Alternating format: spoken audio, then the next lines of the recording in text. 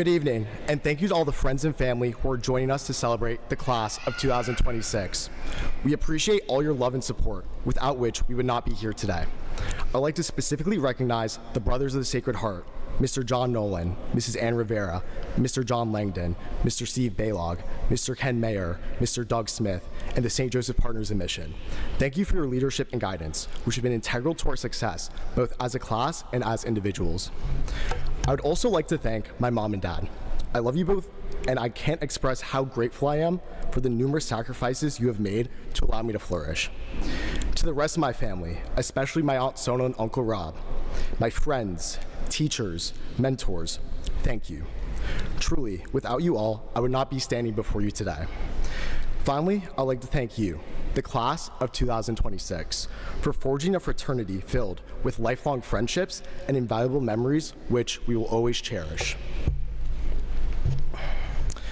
About 2 weeks ago, I walked into St. Joe's expecting the usual end-of-year finals routine. Finish my AP Literature exam, grab my bag, and be out the door a few hours later, depending on the energy levels in the room. To my surprise, the day began with something out of the ordinary, being told I was named co-valedictorian. This was a role that I hoped for, but was never guaranteed, and something I truly sacrificed, stressed over, and ultimately achieved. And yet, after receiving the honor, I found myself thinking more about the process than the destination. The real growth happened in the mistakes made and setbacks faced on the journey to attaining it. It was the swallowing of my pride when I realized AP statistics wasn't something I could instantly master. It was the time spent in silence, grinding through work instead of going on the game with my friends. It was the constant juggling, balancing different interests and priorities as though each one were a lit torch, knowing that dropping even one meant the real risk of failing to meet my self-imposed expectations, my vision of becoming a St. Joseph man. Over the course of the 1,360 days between our freshman orientation and this evening, we've been formed as St. Joseph men. That's 1,360 days of formation in the classroom, on the field, and in our communities. Each of us lived a different version of those days, much of which occurred away from the spotlight. Something you would not find on the St. Joe's Instagram is that I'm an avid weightlifter. No article was written about their sessions in the gym. No announcement was made that I repped 200 pounds on bench press. I did it by myself, for myself, because I felt the need to. And I believe those hidden gains, without the promise of acclaim, represent one of the most important things a man can develop: a drive fueled by personal achievement. Conversely, youth in government placed me in one of the most public-facing roles I've ever held, Lieutenant Governor of a mock state government, where I honed my ability to lead in a room full of people just as earnestly as I could grind in an empty gym. Looking back, both were equally important in building me into a St. Joseph man.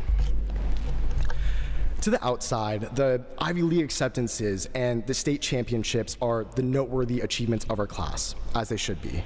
But to be honest, I'll remember the smaller moments.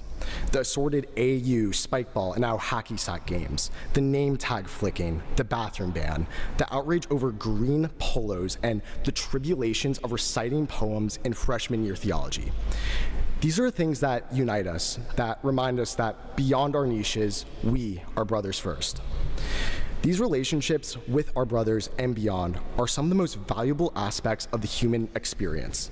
Nothing is worth the cost of them. It isn't about the number of friends you have or the amount of connections you have on LinkedIn, albeit above 500 is admittedly a remarkable feat. It's about the care you have for these relationships. While these 4 years may seem like they have flown by, there were certainly times it felt like a marathon. At our lowest moments, it was those around you now who kept you going, offering you a cup of water mid-race to get you through that next grueling mile. I look around the room and see countless people who have handed me water over the years, many of whom are wearing green robes.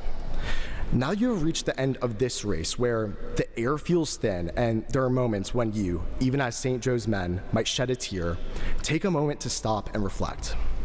Though we each ran our own race, we were never apart, and the well that is St. Joe's provided all the water we needed.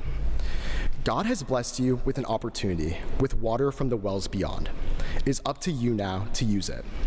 Whether you only took a sip or indulge yourself, stay thirsty. As you step into what comes next, be proud of the fact that you've been shaped by these last 1,360 days of sacrifice, faith, laughter, and growth to become a St. Joseph man. When the next well appears and you are presented with its water, take it. As my time comes to a close, I'll leave you with a word belonging to every single person in this room: unconquered. As William Ernest Henley wrote in his poem Invictus, Latin for unconquered, I am the master of my fate, I am the captain of my soul. You are unconquered. You have been formed by the sanctuary, by each other, and by every hurdle in your path. You made it. Look how you made it. Look what you made it, and go forward. Thank you and congratulations to the St. Joseph High School class of 2026.